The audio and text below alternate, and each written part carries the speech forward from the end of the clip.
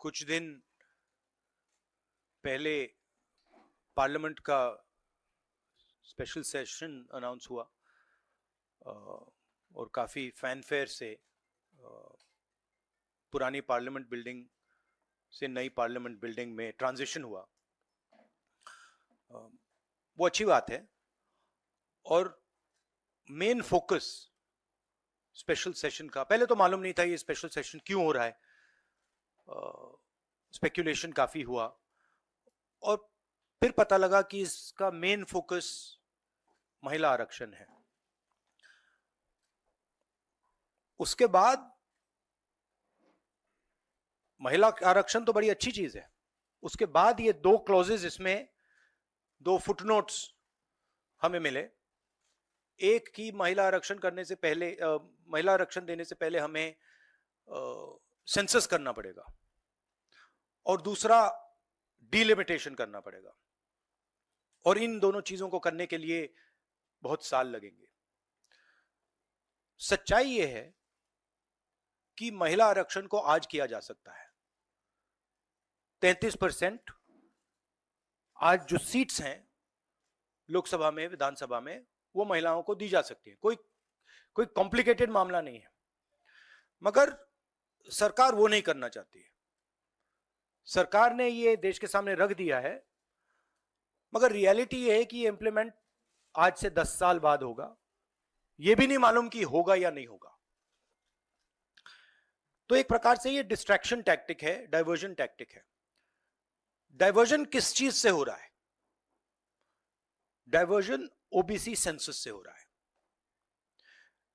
मैंने पार्लियामेंट में सिर्फ एक इंस्टीट्यूशन के बारे में बात की, वो जो हिंदुस्तान की सरकार का सेंटर है, कोर है, जो हिंदुस्तान की सरकार को चलाता है, कैबिनेट सेक्रेटरी एंड सेक्रेटरीज। और उसमें मैंने एक छोटा सा सवाल पूछा। प्रधानमंत्री कहते हैं कि वो ओबीसी के लिए बहुत काम कर रहे हैं। अगर प्रधानमंत्री इतना काम कर रहे हैं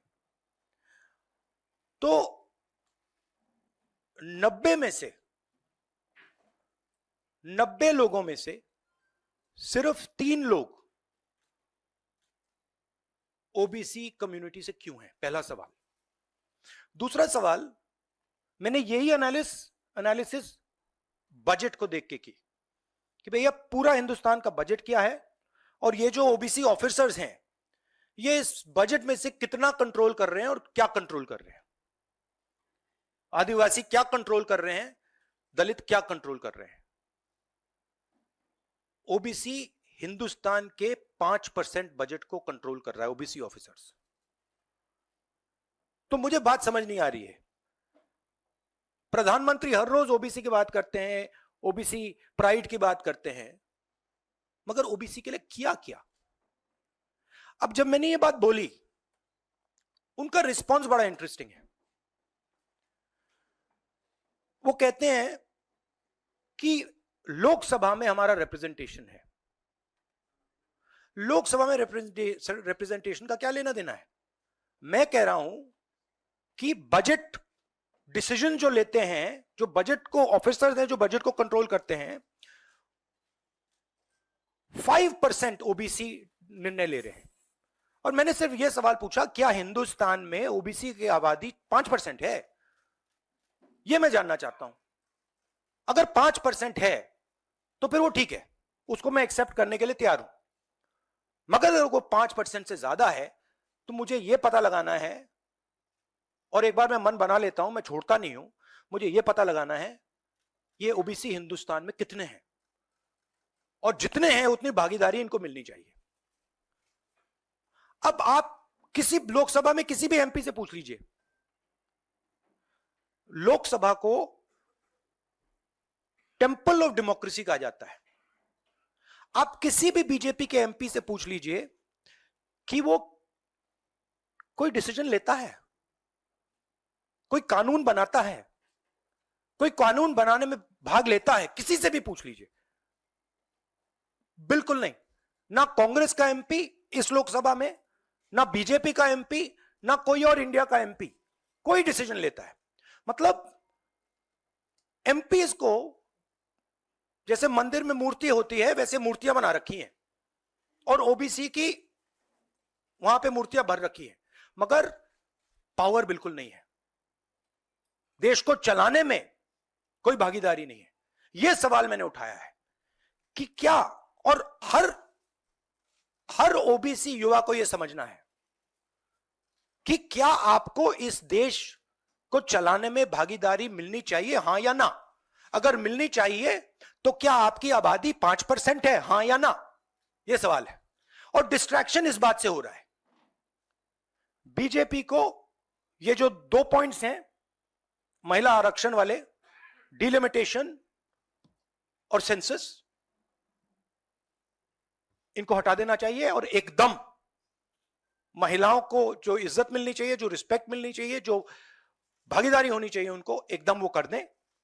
और कास्ट सेंसस का जो हमने डेटा निकाला था उसको पब्लिक कर दें, तो सारे हिंदुस्तान के ओबीसी युवाओं को पता लग जाए वो हैं कितने, और नया सेंसस कास्ट बेसिस पे करें। Thank you. और प्रधानमंत्री को अपने अगले भाषण में यह कहना है, यह समझाना है देश को कि हिंदुस्तान के सबसे जरूरी 90 अफसर जो हैं उनमें से सिर्फ 3 ओबीसी क्यों हैं? यह मेन सवाल है। और मैंने दलितों और आदिवासियों की बात ही नहीं की अभी। अंग्रेजी में कह देता हूं। The BJP came up with the idea of a special session. We appreciated that idea. With a lot of fanfare and pomp, we moved from the old building to the new building. The Prime Minister, in a very dramatic gesture, carried the Constitution of India from the old building to the new building. And he said that he is passing a very important law. And we agree with him. Women's reservation is a central step in the empowerment of the women of India, and it is a critical step. But when we read the fine print, we found something very interesting. 2 little subtexts were there. Number 1, this will be done after delimitation. Number 2, this will be done after census. What it means is this bill will be implemented a decade from now. It is not going to be implemented today, and every woman in India should understand this. It is not going to be implemented today, it's going to be implemented, if it is implemented, 10 years from now. So this is a diversionary tactic. It's a way of making everyone's attention move away. The question is, what are they moving away from?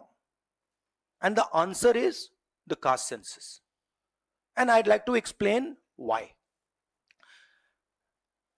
In my research for my speech, I looked at how many officers in the government of India, the senior most officers are secretaries. How many secretaries in the government of India come from the OBC community? How many come from the Dalit community? How many come from the tribal community?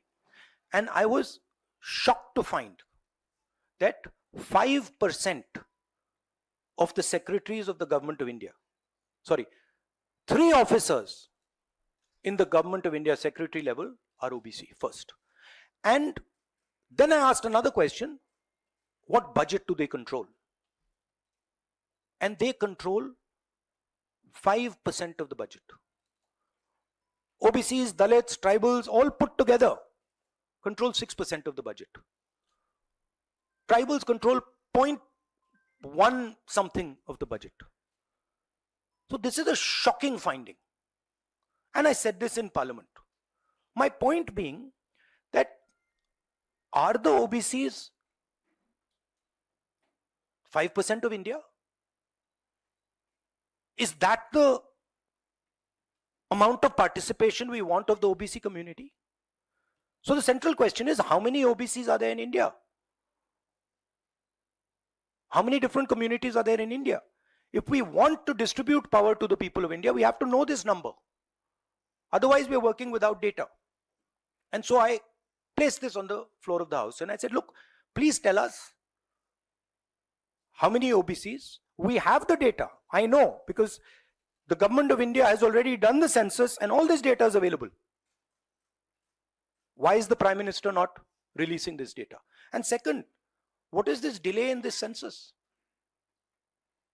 The caste census should be done now, and the last caste census data should be released at once. Now, what was the BJP's answer? Very interesting answer. That it doesn't matter how many OBCs are in the government of India. What matters is that we have MPs and MLAs who are OBC. No, that's not the point. Because you can ask any MP or any MLA how much they participate in lawmaking, how much they participate in how the money in India is spent, they will tell you there's no participation. So it is almost as if they keep placing these OBC MPs into the Vidhan Sabha from one side and taking away the real power of the OBCs from the other side. And as the Prime Minister keeps saying he's an OBC leader, I want him to explain why only 3 OBCs are there in the government of India, and why the OBC community, which is the backbone of this country, is responsible for only 5% of the budget. They've not been able to answer this question. In fact, when I said it, I saw in their face the panic. Because this is the truth. This is what they're trying to distract India from. The fact that the large mass of Indian people do not have any power.